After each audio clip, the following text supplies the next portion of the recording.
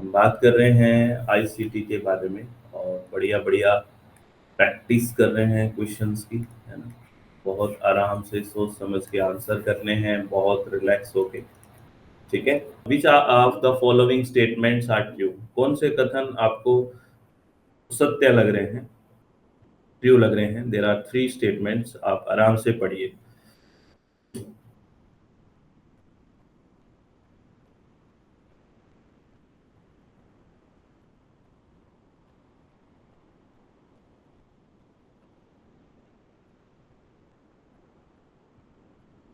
आराम से सोचिए, मैं पोल दे रहा हूँ, अच्छा क्वेश्चन है, थोड़ा-सा दिमाग लगाइए, हो जाएगा।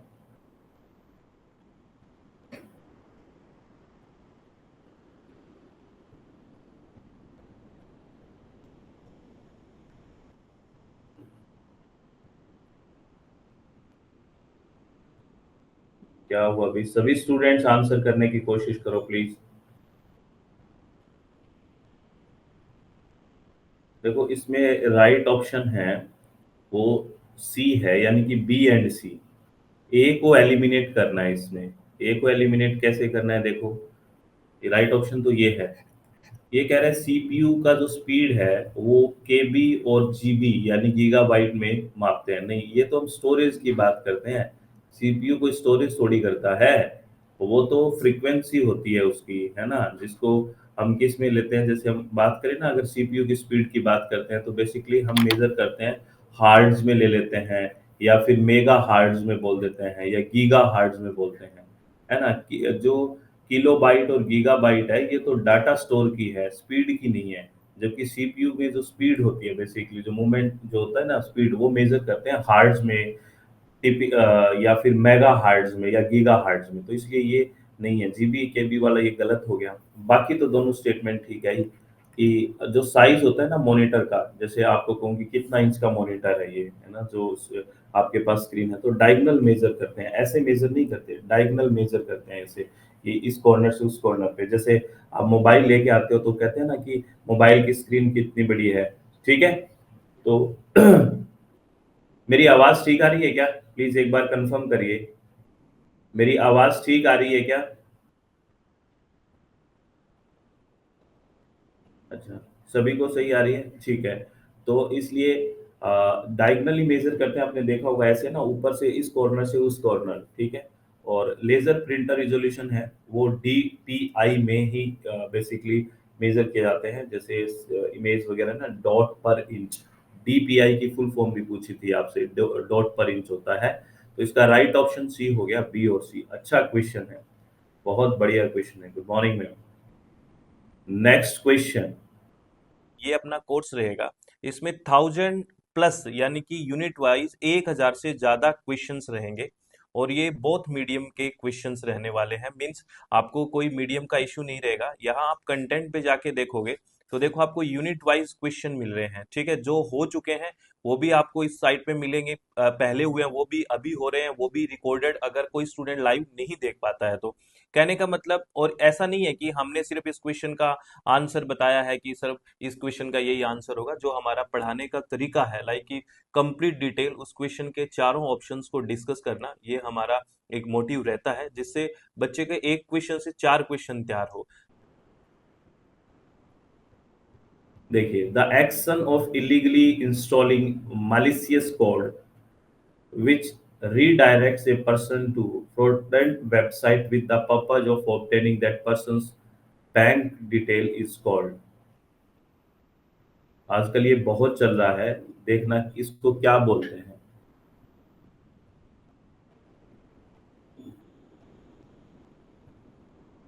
मैं पोल दे रहा हूँ, ऑल द बेस्ट।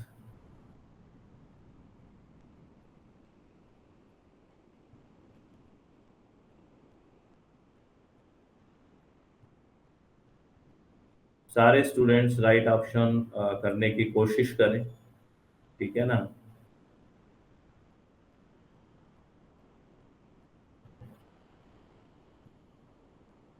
क्या करते हो भाई? इसका राइट ऑप्शन है फार्मिंग,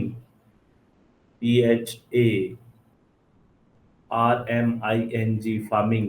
वो बाकी भी नेगेटिव है, लेकिन फार्मिंग यहाँ पे आएगा। आपने देखा होगा कि कई बार है ना, जैसे आपकी बैंक डिटेल वगैरह के लेने के लिए आप वैसी की वैसी वेबसाइट बना लेते हैं और उस पे फ्रॉड वेबसाइट पे ले जाते हैं और आपको धोखाधड़ी कर देते हैं। आजकल ये डिजिटल धोखाधड़ी बहुत चल रही है ना, तो इसको फार्मिंग बोलते हैं, पीएच वाला, है ना? वो खेती वाला एफ मत कर देना, PHARMING। बाकी ये भी सो ऐसे ही कोडिंग है, फिशिंग वगैरह, ये कहाँ यूज करते हैं ये भी आपको पता होना चाहिए। लेकिन अगर इस तरह का कोई क्वेश्चन आए तो इसमें फार्मिंग आएगा। चलो मैं आपको बता देता हूँ औरों का क्या मतलब है। देखो, फार्मिंग की तो हमने बात कर ली। Is a cyber attack that manipulates user web request to redirect them to malicious website, यानी कि ऐसी वेबसाइट जो आपको फ्रॉड है, even if they type the correct URL. आप सही एड्रेस यूआरएल करेक्ट करोगे ना, तो भी इस तरह से वो करते हैं कि आपको दूसरी वेबसाइट पे ले जाते हैं।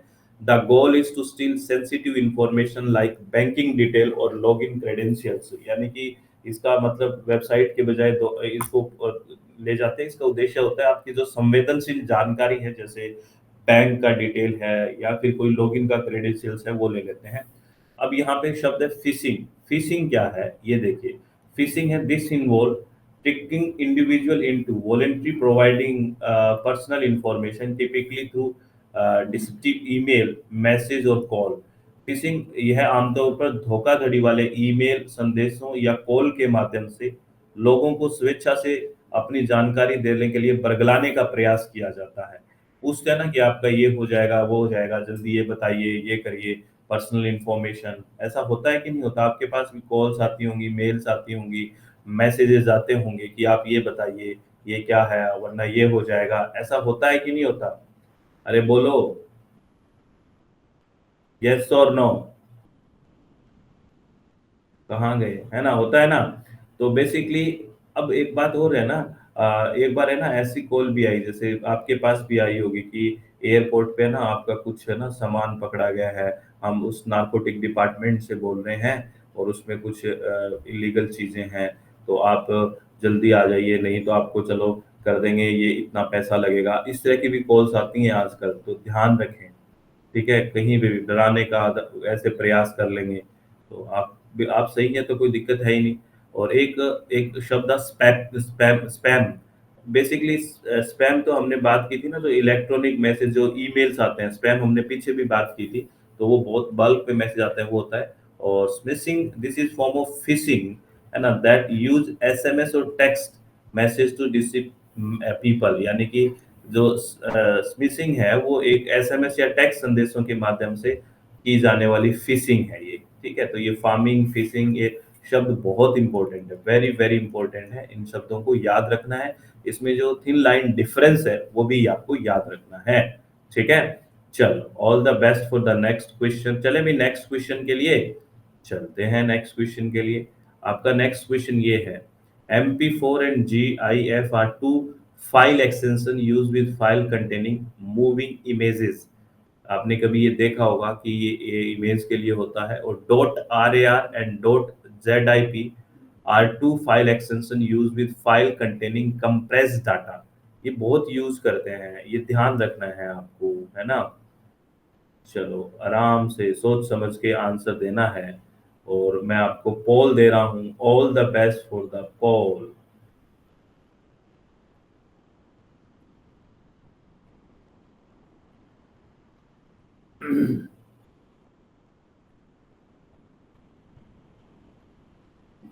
सारे के सारे बच्चे आंसर करने की कोशिश किया करो, ऐसे गलत बात है सुबह सुबह, बहुत ही गलत बात है भाई। इसमें ये दोनों स्टेटमेंट ठीक है, बहुत कम बच्चे राइट आंसर कर रहे हैं, है ना? वो थोड़ा दिमाग नहीं लगा रहे। इसका दोनों के दोनों स्टेटमेंट है वो बिल्कुल ट्रू है, both statement first and second are true. आपको पता है .mp4 और GIF आती है ना, वो आप भेजते हैं ना कि ऐसे कुछ मूवमेंट करती हुई मूविंग इमेजेस भेजते हैं ना, व्हाट्सअप तो कर देते हैं लोगों को आप, है ना? तो वही मूविंग इमेजेस भेजते हैं ना, तो .rar और .zip ये क्या करते हैं, जो फाइल को कंप्रेस करने के लिए कहते हैं ना, जिप में भेज दो फाइल, यही तो है, कंप्रेस करके भेज दो। ये दोनों ही स्टेटमेंट ठीक है, ये तो बहुत यूज होने वाले शब्द हैं और आप यूज नहीं करते क्या कुछ सब?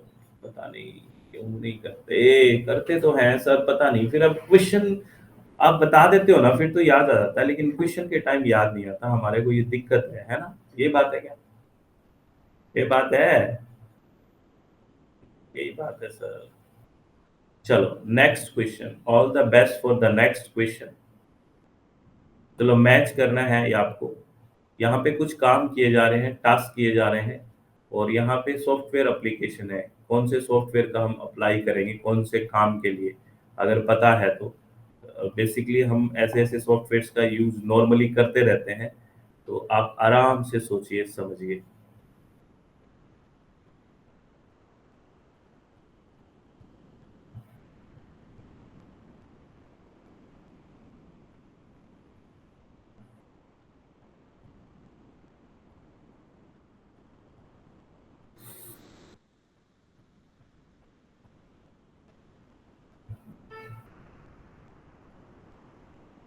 चलो पोल दे रहा हूँ, all the best for the पोल।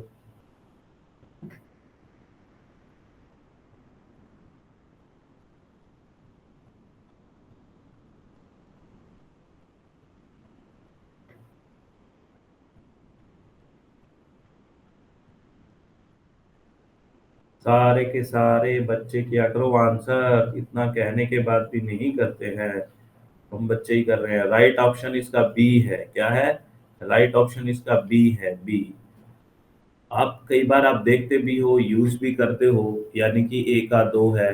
जैसे आप कंबाइन करते हो वीडियो को, ऑडियो को, लिखा हुआ और इमेजेस, टेक्स्ट वगैरह सब करते हो, तो इट मीन्स ये मल्टीमीडिया सॉफ्टवेयर का एप्लीकेशन हो गया ना। मल्टीमीडिया ये तो यूज भी करते हैं, ठीक है। और ये सॉफ्टवेयर है कि आपको क्या करना है, एक पोस्टर बनाना है जो स्कूल प्ले का एडवर्टाइज करे, तो कौन सा एप्लीकेशन सॉफ्टवेयर होगा? इसमें याद रखना है, that will be desktop publishing, ये एक यूज होता है। और आपको और क्या करना है, recording the income and expense of A small club, एक छोटे क्लब की आय और व्यय का अभिलेख बनाना है। तो ये क्या बनाएंगे, एक स्प्रेडशीट बना लेते हैं ना, कि इसमें कितना आय हुई, कितना इनकम हुआ, कितना एक्सपेंस हुआ, तो ये बन गया। ये तो नॉर्मल शब्द है। और आप जैसे अपनी फैमिली पिक्चर में जो रेड रेड आई आ जाती है ना, कई बार उसको हटाते हैं, यानी क्या कर रहे हो आप, फोटो को एडिट कर रहे हो, एडिटिंग हो गया। ये शब्द तो आप यूज करते हो सारे दिन, है ना? और जमाना ही इसी का है। फोटो पे नहीं जाना चाहिए, है ना? फोटो तो बहुत लोगों की बहुत स्मार्ट स्मार्ट आ जाती है, बड़ा धोखा है ये, है कि नहीं? ऐसे फोटो तो मेरी भी बहुत सुंदर आ जाती है, फोटो का क्या है? फोटो से धोखा नहीं खाना, है ना? पहले शादियां होती थी ना फोटो दिखा के, अब तो डिजिटल मीडिया ऐसा हो गया है, क्या क्या क्या बना देता है कि नहीं? हाँ, फिल्टर लगा के, बिल्कुल फिल्टर फिल्टर फिल्टर फिल्टर लगा देते हैं। हम्म। तो next question, MIDI stands for, यानी इसका फुल फॉर्म पूछा है, MIDI का। आपको किसी को पता है? देखो ये फुल फॉर्म तो ऐसी है, अगर पता है तो ठीक है, नहीं तो इसमें कोई तुक्का भी खास कर काम नहीं आता। और जिस एग्जाम में नेगेटिव मार्किंग नहीं हो उसमें तो हमें तुक्का मारना ही चाहिए। तो मैं पोल दे देता हूँ, देखते हैं कितने लोगों को पता है या तुक्का ठीक जाता है। MIDI।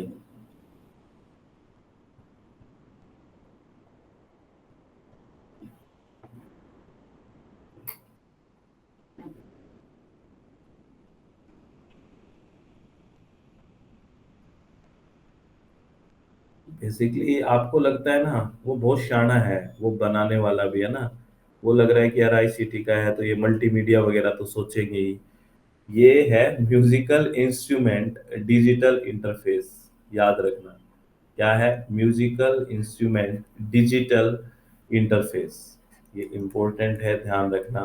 ठीक है, ये ऑप्शन इस तरह से बनाए जाते हैं कि आप कंफ्यूज हो ही जाओ, है ना? हाँ, तुक्का गलत हो गया ना, कोई बात नहीं। Next question, which of the following is correct definition of volatile memory? निम्नलिखित में से कौन सी वोलेटाइल मेमोरी की सही परिभाषा है? हम बात करते हैं ना, रैम एक वोलेटाइल मेमोरी है, तो वोलेटाइल मेमोरी के बारे में बहुत जिक्र करता हूं, आपको सही परिभाषा बतानी है क्या है।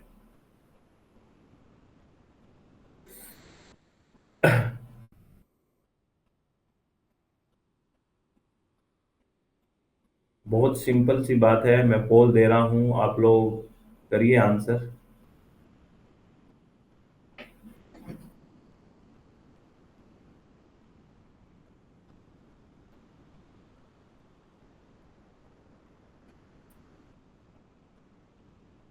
सारे बच्चे आंसर किया करो भाई। और इसकी डेफिनेशन तो मैं रैम पढ़ाते पढ़ाते 20 बार बोलता हूँ। बिल्कुल इसका राइट ऑप्शन डी है कि जैसे ही पावर सप्लाई फेल होती है तो ये अपना कंटेंट लॉस कर देता है, खो देता है ना। रैम की बात करते हैं ना, तो यही एक है वोलेटाइल। और भी आपको लगेगा कि ये हो गया वो गया, नहीं, it's content on failure of power supply, ये ध्यान रखना है। चलो next question. Which of the following statement are true. नीचे ए बी सी डी और ई 5 स्टेटमेंट लिखे हुए हैं। आपको पांचों में से चूज करने हैं कौन कौन से स्टेटमेंट ठीक है। इसमें सारी आपको समझ पता लग जाएगा कितनी समझ आपकी विकसित हुई है।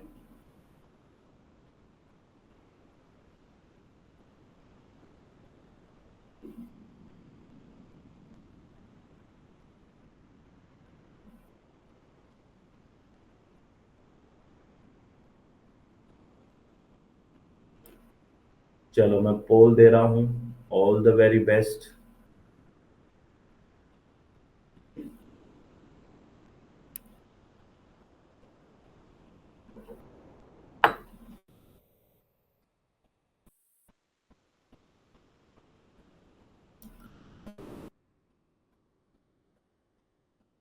सभी बच्चे आंसर करो प्लीज। देखो इसका राइट ऑप्शन ए है। क्या है? ए है। बी सी और ई। अभी थोड़ी देर पहले ही हम क्वेश्चन में बात कर रहे थे। इसमें ये लिखा हुआ है पहले ऑप्शन में, ए में, द सीपीयू कैन स्टोर। ये स्टोर की बात तो करता ही नहीं सीपीयू।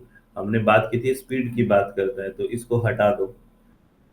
बाकी सेकंड कह रहा है increasing the amount of RAM will increase the performance of computer. RAM की मात्रा बढ़ाते हैं ना, रैम क्योंकि एक्सेस करने का काम करती है, रैंडम एक्सेस मेमोरी। आप बोलते हो ना मोबाइल का इतना रैम होगा, हैंग नहीं होगा, ये एक्सेस अच्छे से करेगा, तो बिल्कुल बात ठीक है ये। अगर रैम का बढ़ाएंगे तो परफॉर्मेंस भी बढ़ेगा, बिल्कुल ठीक है। रैम आपको पता है वोलेटाइल मेमोरी है, अभी हम बात करके आए हैं पीछे। और रोम है, वो प्रोसेसिंग यूनिट थोड़ी है ना, ये कोई प्रोसेसिंग यूनिट थोड़ी है, ये नहीं है। सीपीयू है, वो ब्रेन ऑफ कंप्यूटर है, बिल्कुल है। तो बी सी और E is the right option. तो कितना अच्छा क्वेश्चन है, इसमें सारी चीजें आपको निकालना पड़ेगा दिमाग से कि क्या क्या हो सकता है क्या नहीं। चलो नेक्स्ट, ये तो बहुत ही सिंपल क्वेश्चन आ गया भाई। Which of the following are strength of computer. ये स्ट्रेंथ पूछ रहा है कंप्यूटर की क्या है।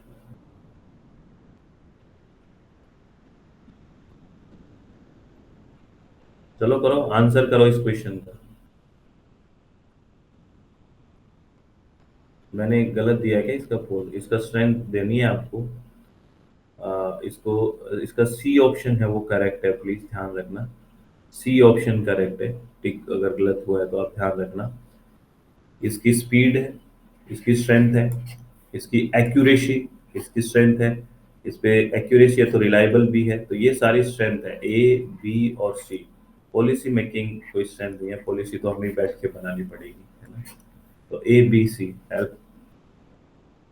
मतलब बेस्ट ऑप्शन यही है। चलो next question, all the best for the next question. चले भाई नेक्स्ट क्वेश्चन के लिए। ये है नेक्स्ट क्वेश्चन, एसएसडी से क्वेश्चन है, देख करिए। Solid state drive are considerably faster than hard disk drive when it comes to data access, ये पहला है। और सेकंड है RAM is much faster to write or to read from it comparison to secondary memory such as hard disk, but its main drawback its vulnerability।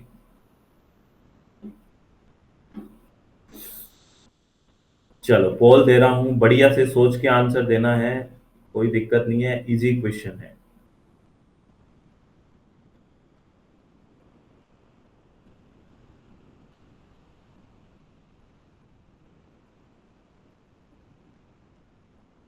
सारे ही बच्चे answer किया करो please, कोशिश तो करो ना। अब यहाँ आंसर नहीं कर रहे तो एग्जाम में भी नहीं कर पाओगे, एक आदत नहीं बनेगी। वहां पे भी ऐसे ही बैठे रहोगे तो गलत बात हो जाएगी, है ना। तो आदत बनाओ आंसर देने की। इसका राइट ऑप्शन है ए। इसमें दोनों के दोनों स्टेटमेंट ठीक है ना। आप बिल्कुल शब्दों में फंस जाते हैं कुछ बच्चे। देखो एसएसडी की बात करते हैं और एक हार्ड डिस्क ड्राइव है। तो एसएसडी आपको पता है जो इलेक्ट्रिक फील्ड इसमें काम करता है, विद्युत क्षेत्र, इसलिए हल्की होती है। और हार्ड डिस्क ड्राइव में मैग्नेटिक फील्ड होता है, चुंबकीय क्षेत्र। और बिल्कुल ये बड़ा अच्छा है, इसे यानी यूं मान लो कि अपडेट होके चीजें आ गई। हार्ड डिस्क ड्राइव के बाद सबसे अपडेट है एसएसडी। ठीक है, तो ये बिल्कुल फास्टर है, बिल्कुल सही बात है। और रैम है वो फास्टर तो है सेकेंडरी मेमोरी से कंपेयर करें तो। लेकिन इसमें एक ही ड्रॉबैक है कि ये वोलेबिलिटी है नहीं, यानी कि ये इसकी अस्थिरता है, वोलेटाइल है ये भी बिल्कुल ठीक है रैम के बारे में बात। तो ये दोनों स्टेटमेंट ठीक है, इंपॉर्टेंट चीज है ना। तो ऐसे गलत तो मत करो भाई। क्वेश्चन, नेक्स्ट क्वेश्चन, ये आपको अरेंज करना है। आपको ये क्वेश्चन का आंसर सारे बच्चे कमेंट बॉक्स में ही करो, जितने बच्चे हैं आंसर करें कमेंट बॉक्स में करो इसका। आपको पूछा है, डिफरेंट टाइप कंप्यूटर नेटवर्क दिया हुआ है, आपको असेंडिंग ऑर्डर में लगाना है जियोग्राफिकल एरिया के अकॉर्डिंग, है ना। आरोही क्रम में बढ़ते हुए।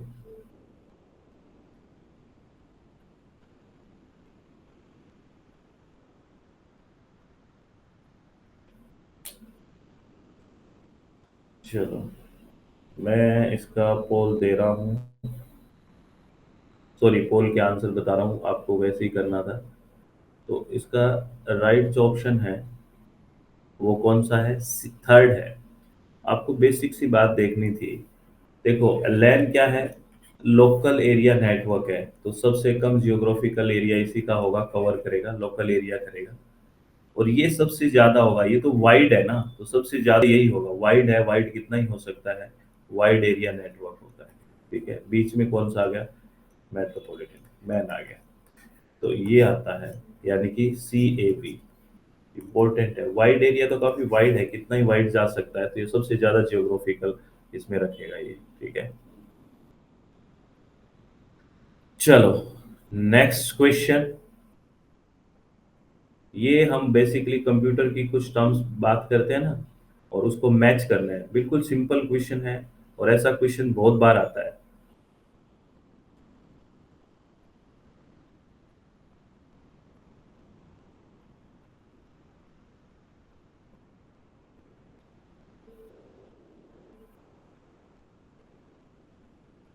चलो मैं पोल दे रहा हूँ, ऑल द बेस्ट।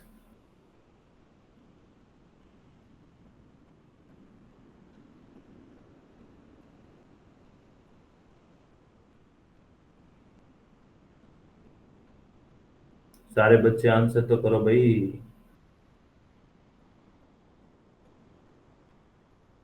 सही से रिवाइज करा करो, इसका राइट ऑप्शन थर्ड है। आप कहाँ पे पता नहीं चले गए हो। ये क्वेश्चन तो बहुत सिंपल था। हम्म। जैसे देखो, हब की बात करते हैं हम नेटवर्किंग में। आपने नेटवर्किंग में हम बहुत सारे शब्द पढ़ते हैं, अगर आपको याद है तो। हब की बात करते हैं, ब्रिज की बात करते हैं, ठीक है ना, स्विच की बात करते हैं, बहुत थ्योरेटिक में बहुत अच्छे से बात करते हैं। तो ये एक क्या आता है, ब्रिज बनता है। हब हब हो गया, नेटवर्क बनाने के लिए यूज होता है, तो ए का हमारे पास तीन आ गया। उसके बाद जॉयस्टिक क्या होती है, जैसे हम इनपुट डिवाइस आउटपुट डिवाइस के बारे में बात करते हैं, तो जॉयस्टिक एक इनपुट डिवाइस है। तो बी का वन आ गया। ठीक है, तो ए का थ्री, बी का वन, दो ऑप्शंस में हो गया। अब हमारे पास एंड्रॉइड क्या है, हमने बात किया ना, एंड्रॉइड एक ऑपरेटिंग सिस्टम है, डी का टू आएगा। और डी का टू, और ए का थ्री, बी का वन, ये वाला थर्ड ऑप्शन हो गया ना एंड्रॉइड। और नोट पैड होता है ना, वो टेक्स्ट को एडिट करने के लिए हम यूज करते हैं ना नोट पैड को। ठीक है, लिखते हैं उसमें। तो ये हो गया, ये इंपॉर्टेंट, ऐसी छोटी छोटी सी चीजें गलत करोगे तो काम नहीं बनेगा, है ना। इसका third option is the right option. ठीक है, ये आपको ध्यान रखना है। ये अपना कोर्स रहेगा। इसमें 1000 प्लस यानी कि यूनिट वाइज 1000 से ज्यादा क्वेश्चंस रहेंगे। और ये बोथ मीडियम के क्वेश्चंस रहने वाले हैं। मीन्स आपको कोई मीडियम का इशू नहीं रहेगा। यहाँ आप कंटेंट पे जाके देखोगे तो देखो आपको यूनिट वाइज क्वेश्चन मिल रहे हैं, ठीक है। जो हो चुके हैं वो भी आपको इस साइट पे मिलेंगे, पहले हुए हैं वो भी अभी हो रहे हैं, वो भी रिकॉर्डेड, अगर कोई स्टूडेंट लाइव नहीं देख पाता है तो। कहने का मतलब, और ऐसा नहीं है कि हमने सिर्फ इस क्वेश्चन का आंसर बताया है कि सिर्फ इस क्वेश्चन का यही आंसर होगा। जो हमारा पढ़ाने का तरीका है, लाइक कि कंप्लीट डिटेल उस क्वेश्चन के चारों ऑप्शंस को डिस्कस करना, ये हमारा एक मोटिव रहता है, जिससे बच्चे के एक क्वेश्चन से चार क्वेश्चन तैयार हो। तो कैसा लगा आज सुबह सुबह पढ़ के? अच्छा लगा? आपका चित्त शांत है, खुश है, आराम से पढ़ाई हुई है, कोई दिक्कत तो नहीं हुई? तो अपने चित्त को शांत रखो, खुश रहो, आराम से पढ़ाई करते रहो, ठीक है?